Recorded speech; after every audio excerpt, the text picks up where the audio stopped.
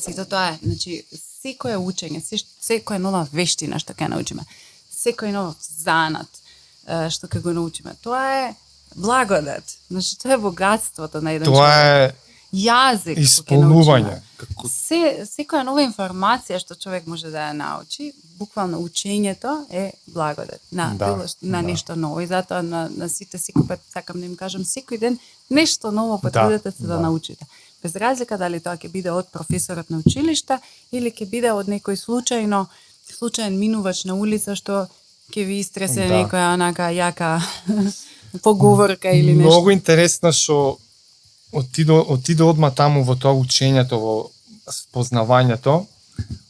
Еве скоро година дена помина како го снимам подкастот. Мојот иницијален мотив беше, јас сум цел живот спортист и имам голем интерес за перформанс.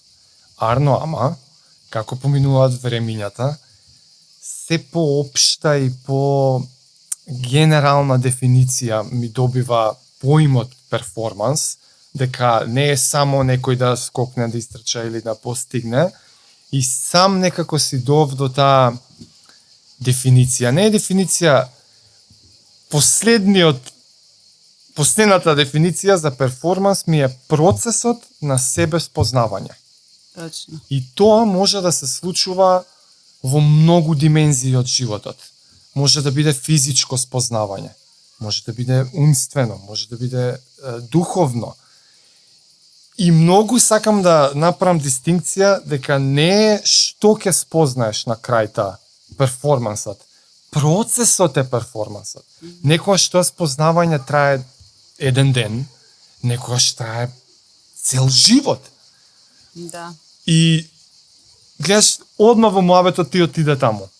Одма осети дека е тоа што го исполнува човекот, како да е, знаеш, ако те прашам што е поентата на животот, многу блиску одговорот ќе циркулира околу тие поенти. Да, навистина, затоа што сето тоа резултира со една исполнетост, а преку таа исполнетост доаѓаме до моменти на среќа.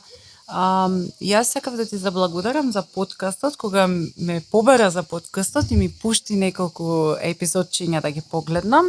Јас точно го погледнав подкастот, епизодата со Атеги и со Бојан Диков.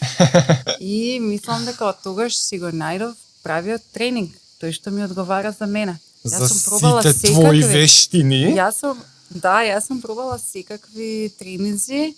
Имам проблематични колена и кога го слушав, еве сега ќе го поздравиме официјално. Буки, стварно, значи, крцкави колена како прво, кога ќе ги слушнеш, те фаќа страв. Да, нешто има. Сваќаш дека не си сам, дека има други луѓе како тебе, па дека за таквите колена има посебен тренинг и така натаму и треба да се зајакне. Сето тоа беше благодарение на подкастот, од каде што научив дека во Македонија има таква програма. И тоа беше супер, да. Супер за Бојан Диков, јас многу малку удел осеќам во ова. И он ми кажа, па добро са, малку удел, ама тие контактите, тие главните са. Како spider web, знаеш, како што се шири. Да. И он вика, па многу ми е мило што подкастот стигна и до тебе. Ние сме тука кај тебе во месец јули. И тоа е доста непосредно пред ти да одиш во Америка.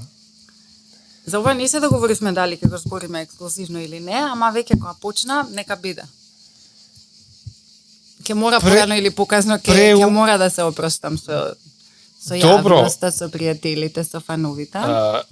Ова на есен ќе искача.